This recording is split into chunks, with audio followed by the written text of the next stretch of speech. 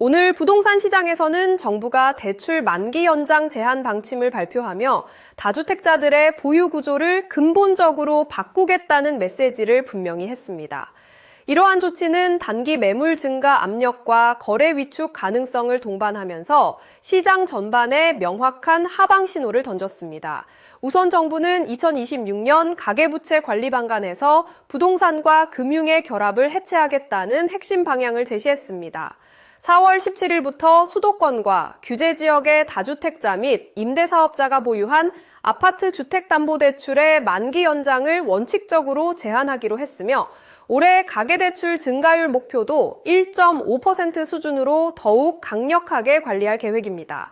이와 함께 사업자 대출, 편법 대출, 온라인 투자 연계 금융 등 우회 자금 유입도 함께 점검하고 강화한다는 입장입니다.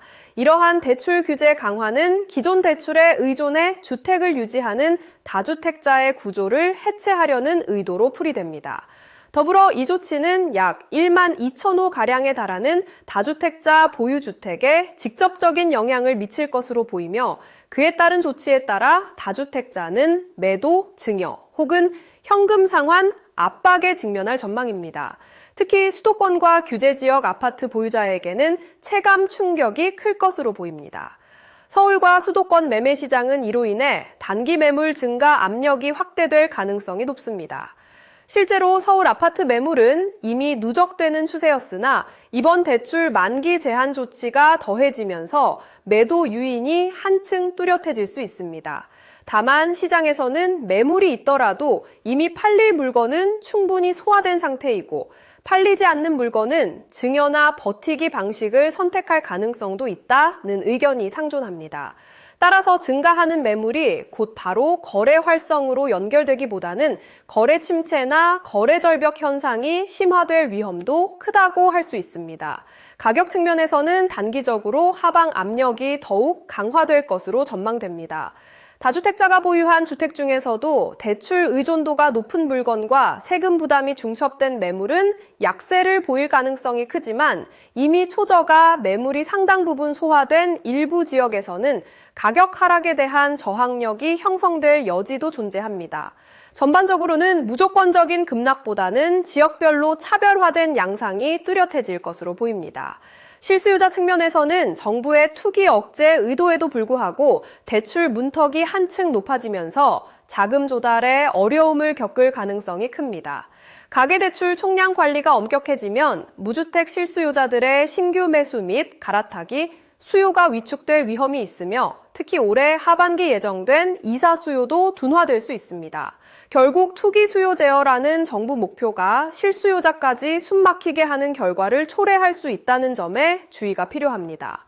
전세 시장에서는 가장 민감한 부작용이 우려되고 있습니다.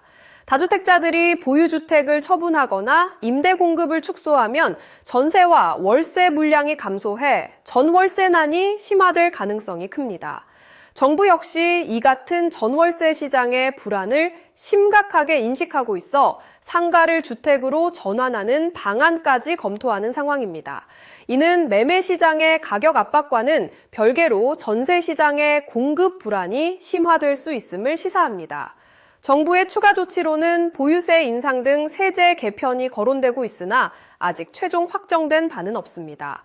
국토부를 비롯한 정부는 종합적인 부동산 대책 마련을 진행 중임을 공개하며 금융 규제를 우선 시행한 후 필요시 세제 개편으로 이어질 수 있음을 암시하고 있습니다.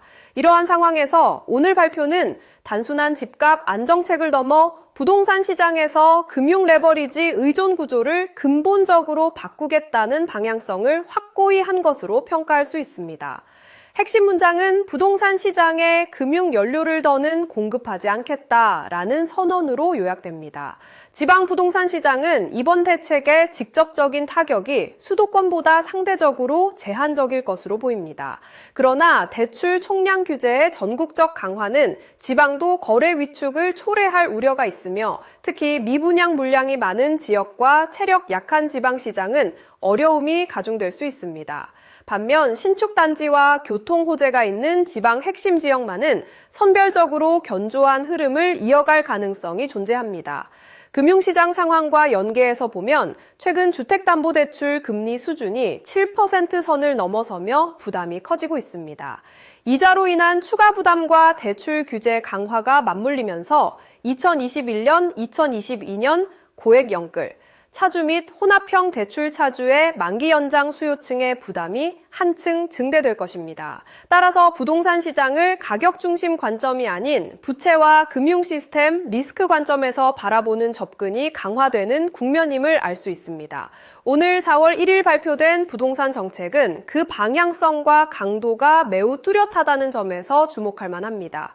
시장을 한 문장으로 요약한다면 매수 심리는 지속적으로 위축되고 다주택자에 대한 규제가 강화되며 전세 시장은 더욱 불안해질 가능성이 커진 날이라고 할 수 있습니다. 특히 이번 대책의 본질은 집값 자체를 관리하는 차원을 넘어 레버리지 기반 부동산 보유 구조를 근본적으로 끊어내려는 선언에 가깝다는 점에서 중요합니다. 앞으로 주목해야 할 변수를 살펴보면 첫째, 4월 17일 이후 실제 매물 증가 폭이 얼마나 나타날지, 둘째, 거래 절벽 현상이 심화할지, 여부, 셋째, 전세 및 월세 시장의 불안이 어떻게 전개될지, 넷째, 보유세 등 추가 세제 개편 카드가 등장할지 여부입니다. 오늘 시장은 이처럼 정부가 금융과 부동산의 연결고리를 끊는 구조적인 변화를 현실화하며 단기적인 가격 하락과 거래 위축, 전세 시장 불안을 동시에 내포한 흐름을 보이고 있습니다.